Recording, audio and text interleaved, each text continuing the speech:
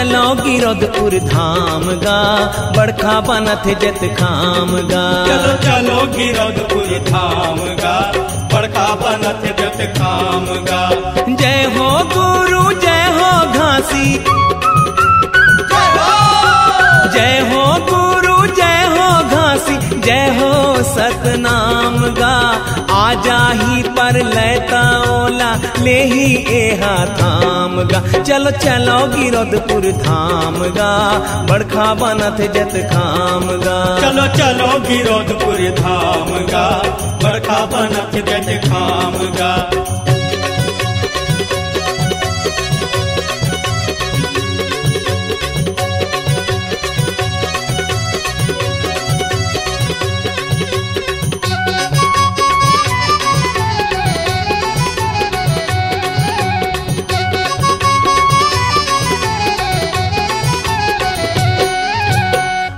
हो सत धर्मी कर ले वो मिलजुल के सब वादा जी। आवा हो सत धर्मी कर ले वो मिलजुल के सब वादा जी।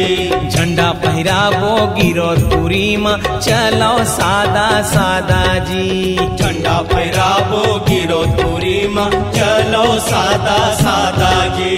कुतुब मीनार ले भी बड़खा, कुतुब मीनार बड़खा बना दे वो जत खाम गा। आजा ही पर लेता ओला ले ही एहा थाम गा। चलो चलो गिरोधपुर धाम गा, बड़खा बनत जत खाम गा। चलो चलो गिरोधपुर धाम गा, बड़खा बनत जत खाम गा।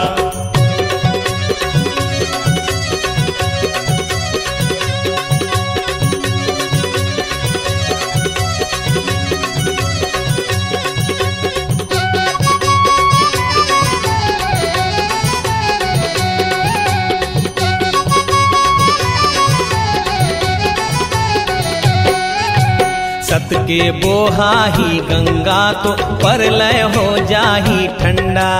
सत के बोहा ही गंगा तो परलय हो जाही ठंडा। जुग जुग ले बाबा के द्वारे लहरावत रही झंडा। जुग जुग ले बाबा के द्वारे लहरावत रही झंडा। दुखला भगा ही सुख ले आही, दुखला भगा ही सुख ले आही, बन जाही बिगड़े काम गा।